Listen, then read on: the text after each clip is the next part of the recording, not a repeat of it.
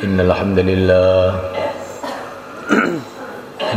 لله نستعينه ونستغفره ونؤمن به ونتوكل عليه ونعوذ به من شرور أنفسنا ومن سيئات أعمالنا من يهديه الله فلا مضل له ومن يضلل فلا هادي له أشهد أن لا إله إلا الله وحده لا شريك له وأشهد أن سيدنا مولانا محمدا عبده ورسوله اللهم صل وسلم وبارك عليه وعلى آله وأصحابه والتابعين لهم إلى يوم القيامة أما بعد فقد قال في كتابه الكريم إن الذين قالوا ربنا الله ثم استقاموا فلا خوف عليهم ولا هم يحزنون وقال تعالى وأن لو استقاموا على الطريقة لأسقيناكم ماء غدقا وقال تعالى فلذلك فادع واستقم كما أمرت ولا تتبع أهواءهم. Hadirin dimuliakan Allah SWT, nilai orang di sisi Allah itu adalah menurut sifat-sifatnya dan amalannya. Kalau orang itu punya sifat-sifat dalam, sifat-sifat hati yang baik dan punya amalan-amalan yang baik, maka dia ini orang yang bernilai di sisi Allah. Para nabi, para rasul, para sahabat, para wali-wali Allah itu bedanya apa toh dengan yang lain itu? Kalau dari segi zahirnya itu serupa aja, semua anak cucu Nabi Adam alaihissalam. Tapi sifat hatinya dan amalannya ini yang membuat mereka istimewa, membuat mereka doa-doanya senantiasa diterima oleh Allah, perjuangannya senantiasa barokah, kehidupannya penuh dengan nur. Kenapa? Ini karena hatinya ini. Amalan saja tidak cukup, tapi harus hatinya itu bagus betul. Ada dua orang menghadap kepada raja, amalannya sama-sama menghadap raja, tapi yang satu ini orangnya baik menurut raja itu, maka diterima. Yang satunya menurut raja orang ini jahat, walaupun sama-sama menghadap ditolak. Namun Allah Ta'ala, kita sholat, para sahabat juga sholat, tetapi sahabat ini karena hatinya itu baik betul, malaikat, sehingga sholatnya 2 rakaat telah mendatangkan macam-macam keajaiban. Sahabat itu kalau ada masalah-masalah, sholat 2 rakaat kemudian selesai masalah itu. Kita doa, mereka doa, tapi doa mereka itu luar biasa kekuatannya itu. Bagaimana Ala Ibnul Hadrami ketika mau berangkat ke Bahrain melalui lautan, tidak ada kapal, beliau cukup mengucapkan beberapa kalimat saja. Ya Aliyu ya Azim, ya Halimu ya Alim, ya Aliyu ya Azim, ya Halimu ya Alim. Terus kemudian beliau berjalan dengan seluruh pasukannya di atas lautan sampai ke Bahrain. Akhirnya orang Bahrain masuk Islam semua. Namun Allah Ta'ala dalam satu perjalanan, Ala ibn Hadrami juga ini di tengah-tengah padang pasir, tengah malam, kecapean mereka turun dari kuda-kuda dan unta-unta mereka. Tiba-tiba itu loh, ada angin ribut sehingga semua kuda itu lari semua unta lari semua. Sehingga semua pasukannya itu tanpa kuda, tanpa unta, makanannya juga masih di atas unta, di atas kuda itu, sehingga tidak ada makanan, tidak ada minuman, hilang semua. Dalam keadaan mereka kehausan, kelaparan.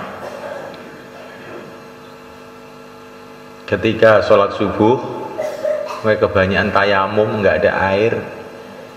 Habis sholat subuh, Ala ibn al-Hadrami bayan, hai saudara-saudaraku, bukankah kamu ini hamba-hamba Allah?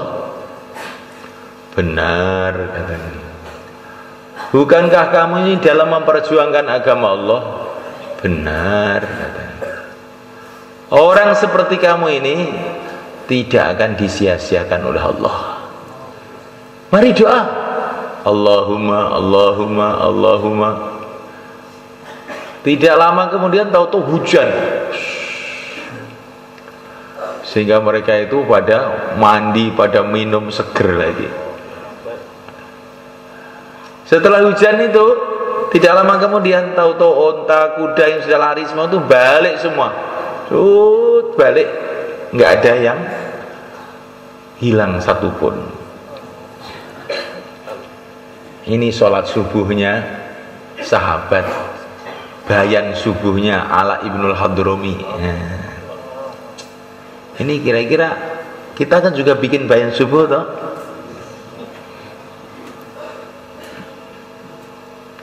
Bukan mendatangkan macam-macam keajaiban. Bayan subuhnya sangat ajaib.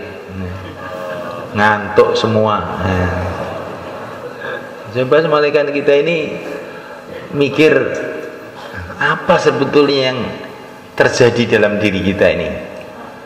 Kok kita ini jadi kayak begini nih?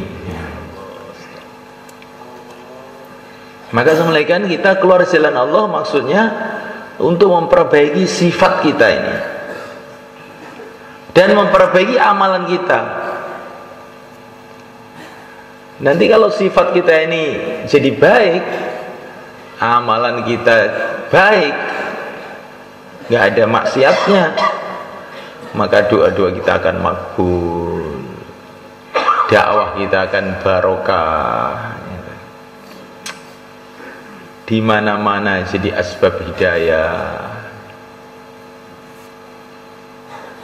Hati malaikat Allah Ta'ala yang harus kita perbaiki yang pertama kali adalah keyakinan kepada Allah. Sejauh mana orang itu punya keyakinan kepada Allah Subhanahu wa Ta'ala, sejauh itu pula derajatnya di sisi Allah. Maka kita ini mantap betul-betul kepada Allah Subhanahu wa Ta'ala, sehingga ada masalah apapun hati kita ini kepada Allah. Menghadapi lawan, hati kita kepada Allah, karena lawan tidak bisa berbuat apapun tanpa Allah. Menghadapi kawan pun begitu juga, karena kawan siapa saja tidak bisa membantu kita tanpa Allah. Kawan lawan semua makhluk Allah tidak bisa buat apa-apa tanpa Allah. Sehingga menghadapi apa-apa yang keluar dari mulut kita ini adalah sebagaimana yang keluar dari mulut Nabiullah Ibrahim, hasbunallah wa ni'mal wakil, hasbunallah wa ni'mal wakil. Ini dilatih. Lama-lama itu kalau sudah terlatih, nanti kalau ada masalah keluar sendiri. Nah, kalau sudah keluar sendiri itu tandanya sudah ada sifat tuh. Seperti para sahabat itu tidak diajari Nabi. Nanti kalau ada masalah bilang hasbunallah wa ni'mal wakil gitu ya. Tidak.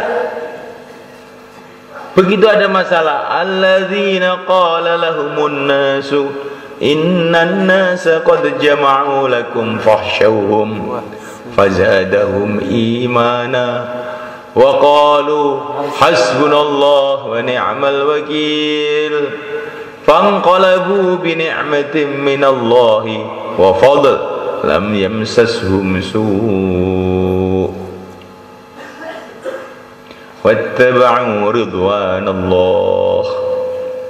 Ketika orang-orang kafir mau menyerbu para sahabat setelah Uhud, maka ini karena yakin yang ada dalam hati para sahabat ini, maka mereka itu serentak mengucapkan hasbunallah wa ni'mal wakil. Ketika mereka mengucapkan begitu, langsung orang kafir ketakutan semua pulang. Ini di India itu ada seorang ulama namanya Nizamuddin, yang sekarang jadi markas itu. Nizamuddin nama orang sebetulnya, terus jadi nama kampung.